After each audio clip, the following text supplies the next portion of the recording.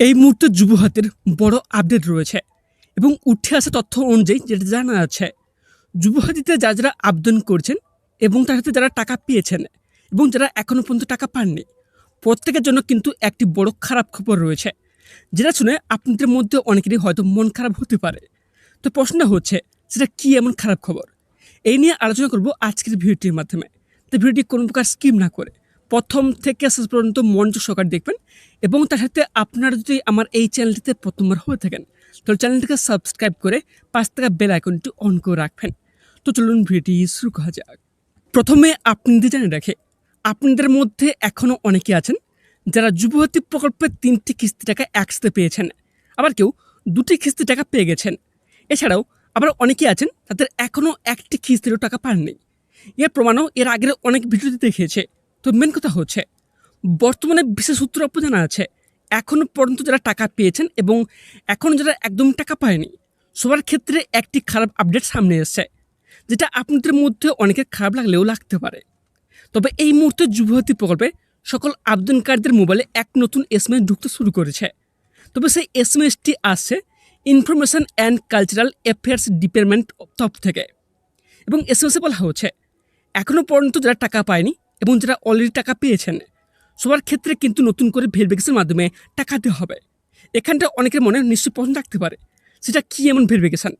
তবে আপনি জানেন রাখি, আপনারা যারা যুবহাতি প্রকল্পে আবেদন করছেন তাদের প্রত্যেকেরই ব্যাংক অ্যাকাউন্ট ডিটেলস চেক করা হবে, সকল কিছু টাকা আছে কিনা, এবং তার হাতে বেশি করে জোর দেওয়া হচ্ছে আবেদনকারীর ব্যাংকের হাতে কোনো পিএফের সুবিধা পান কিনা।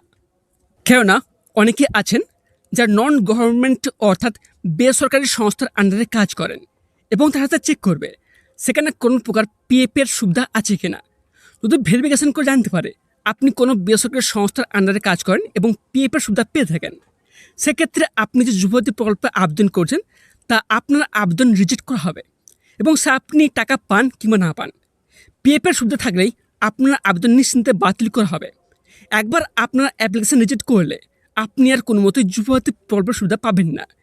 এই জন্য কিন্তু যুবহাতি প্রকল্পের টাকা দেওয়ার প্রক্রিয়া হঠাৎ করে চেঞ্জ করে দেওয়া হয়েছে। এর আগের ভিডিওটিতে বলেছিলাম যুবহাতির টাকা আগে দিত ট্রেজারির এনএফটির মাধ্যমে, কিন্তু কয়েকদিন আগে টাকা দেওয়ার প্রক্রিয়াটিকে সম্পূর্ণ চেঞ্জ করা হয়েছে। এখন যুবহাতির টাকা দেওয়া হচ্ছে ডিপিটি এর মাধ্যমে, অর্থাৎ ডাইরেক্ট বেনিফিট ট্রান্সফারের মাধ্যমে। মূলত এটাই হচ্ছে মূল কারণ। যদি আপনারা পিএফের সুবিধা পেয়ে থাকেন তাহলে আপনারাও আর যুবহাতির থেকে কোনো প্রকার সুবিধা পাবেন না। তো আজকের এই যুবহাতি প্রকল্প নিয়ে ছোট্ট একটি আপডেট দেওয়া ছিল। যদি এই বিষয়ে কোনো প্রকার প্রশ্ন থেকে থাকে তাহলে আপনারা নিশ্চয়ই কমেন্ট বক্সে কমেন্ট করে জানতে পারেন এবং ভিডিওটি সত্যি যদি আপনাদের জন্য ইনফরমেটিভ মনে হয় তাহলে অবশ্যই বাকিদেরও শেয়ার করুন, যাতে সবাই জানতে পারে। এবং তার সাথে আপনারা যদি আমার এই চ্যানেলের প্রথমবার হয়ে থাকেন তাহলে চ্যানেলটিকে সাবস্ক্রাইব করে পাশ থেকে বেল আইকনটি অন করে রাখবেন। ধন্যবাদ।